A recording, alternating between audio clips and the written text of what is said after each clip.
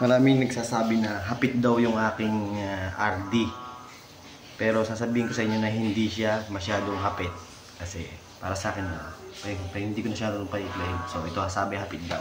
So dalhin ko siya sa 50 teeth last year. Pakita ko sa inyo na may clearance pa siya. Ito talaga. Ito kasing ganito. Ito yung pinakamalakas, pinakapapangarap ng ibang mga bikers na RD. Yan. Jore na kasi ang mga ngipin ito hindi plastic, hindi kita ko yan o, bearing, bakal yan o. Tsaka ito pa o, hindi naman yung plastic eh, titigasin niya, ang lalaki pa. Tapos ipakita natin, doon na tayo sa point na hindi siya masyadong hapit, may clearance pa siya. Pero paano ko talaga siyang dagdagan para hindi nga masyadong ang nai-stress yung spring.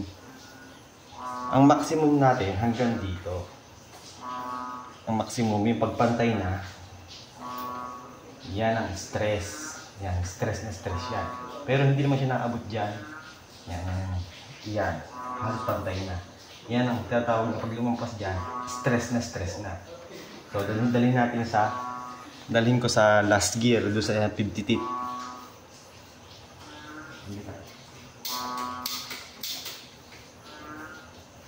Tay-tay lang. Apa?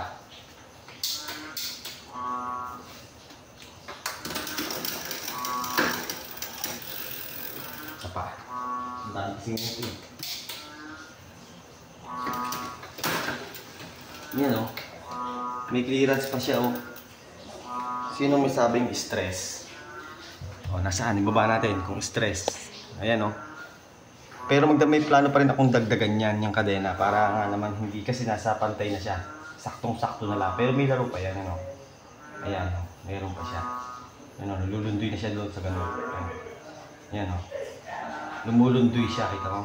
Hanggang dito lang talaga ang limit. Pantay na yan, max na yan. Hindi pa siya. Ayan, kumurba pa rin siya sa ilalim. Meron pa siyang lobo.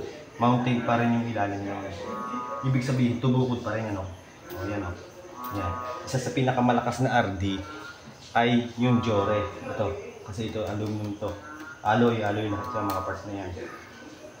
Yan o, kita mo, naka-letter D pa. Yun o, parang mountain pa rin.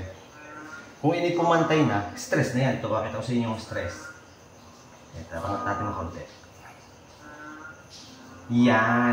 Yan ang stress niya. Yung pinaka-pantay na, halos pantay na din sa ilalim ng guide. Yan ang stress na talaga. Pero, since dual shock naman to, maglalaro pa rin yan. Ano pa rin yan, maglalaro-laro pa rin siya ng up and down kasi dual suspension yan. Ayun o, i-upgrade ko pa yung suspension na yun. Yan, pakita natin. Close up natin yung kanyang, ayan, sinasabi ko sa inyo. Itong ilalim na to, nakalit, parang bundok pa rin na may umbok pa rin. Pero ang stress na talaga kapag pumantay na siyang ganyan. Yan ang stress na sinasabi. Halos pantay na siya doon sa ano. May limit pa naman, pero siguro magdagdag lang ako ng mga 3. Gano'n pa kahaba. Yung 2 lang, kahit mga 2 lang, atras lang siya na kaunti. Para at least hindi siya masyadong pwersado. Stress talaga siya kasi isa sa pinakamalakas na RD ito. Pinakamagandang RD. Pinapangarap ng iba. Putang ina, naka-Jore oh. Ayan oh. Tangina. Jore. Ayan. Isa sa pinakamalakas na RD. Shimano Jore. Ito yung sumunod na. Ang sinundan nito ay yung Alivio. Yon, na 9th gear. Pero ito na yung pinakamalakas. Jore. Ang dumi nga, hindi ko nalinis. Oh, hanggang dito na lang.